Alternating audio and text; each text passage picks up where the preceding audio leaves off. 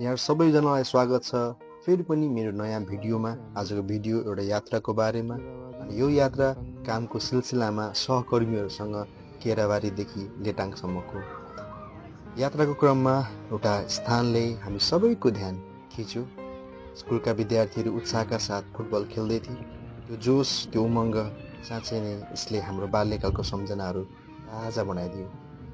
अनि छेउमै रहेको सानो चटपटे र आलुचपको पसल देखेर हामी झन् रोक्नै बाध्य भयौँ। त्यस पछाडि हामीले निर्णय गर्यौँ हामी पनि त्यहाँको चटपटे खान्छौँ, विद्यार्थीहरूले खेलिरहेका फुटबल हेर्दै आनन्द लिन्छौँ। बाटोमा हिँडिरहेका गाडीहरूको दृश्यले हामीलाई फेरि पनि रमाइलो बनायो। अनि आलुचप पनि पाकेको देखेर हामी आलुचप पनि खाने निर्णय गर्यौँ। अनि आलुचप चटपटे कस्तो छ भनेर सोद्धाखेरि साथीले यहाँ भन्दै हुन्छ, अन्त्यमा मिठो गएर खानुभएको छ।